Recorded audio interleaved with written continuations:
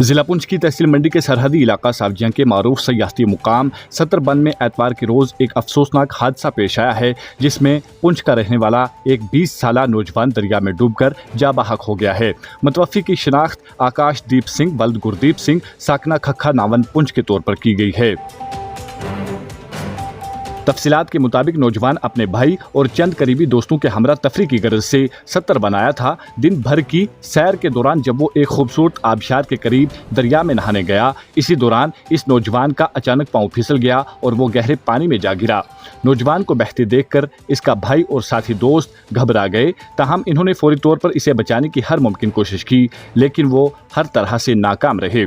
इस दौरान मुकामी अफराद ने भी इमदादी कार्रवाई में भरपूर हिस्सा लिया और नौजवान को पानी से बाहर निकाला गया, मगर बदकिस्मती से आकाशदीप सिंह को बचाया ना जा सका और वो मौका पर ही जिंदगी की बाजी हार गया।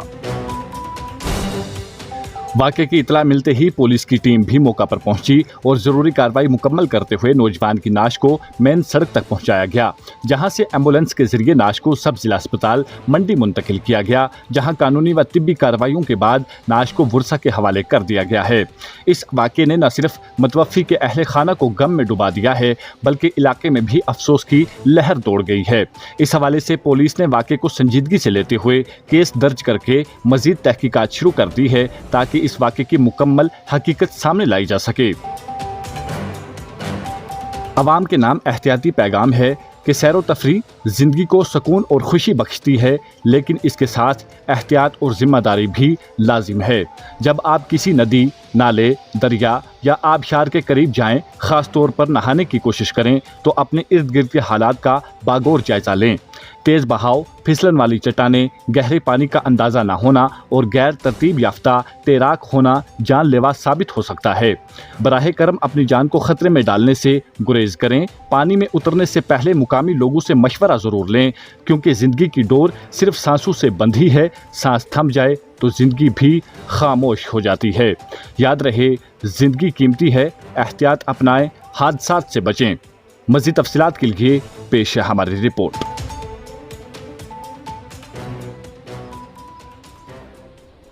एक डेड बॉडी आज हमारे पास लाई गई, जिसका नाम आकाशदीप सिंह, उम्र करीब 20 years, son of Gurdeep Singh, जो कि ये प्रॉपर सिटी पुंछ के रहने वाले थे।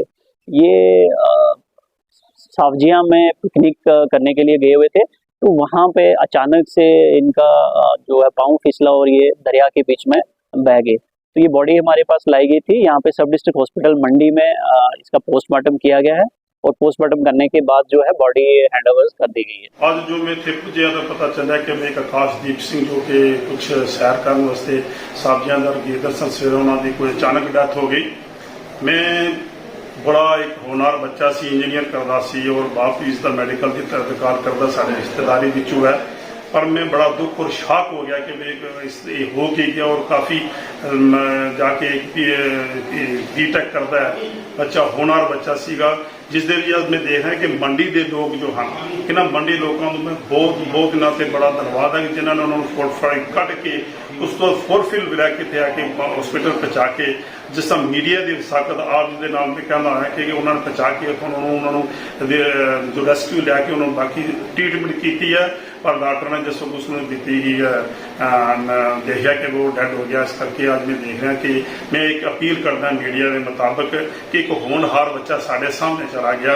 एडमिनिस्ट्रेशन में भी अपील करते हैं, डीसी साहब ने, बल्कि कि भाई आप जी एक रेनी मौसम है काफ़ी और बड़े बड़े फाल हैं जिसके भी बच्चे साढ़े चले जाते, जिस करके बच्चे निकलते नहीं हैं।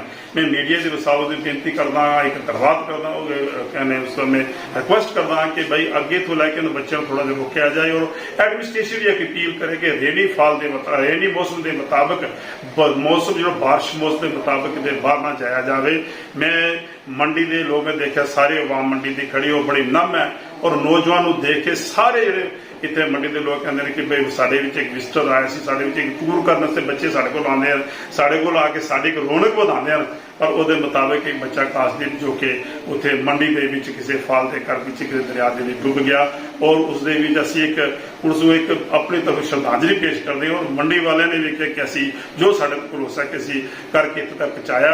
मैं एक बार फिर मैं अपील करता हाँ मीडिया के मुताबिक कि बई अज के मौसम के मुताबिक जो है आप जी सैर करने की कोशिश करो, दूर दराले निकलने की ना कोशिश करो, ताकि घर वाले तारे परेशान हो जाए। वक्त के मुताबिक एक बार फिर बेनती करता एडमिनिस्ट्रेशन कि जो दूर दराले जो फार्म हैं उन्होंने उत्थों जाके रोका जाए। शुक्रिया।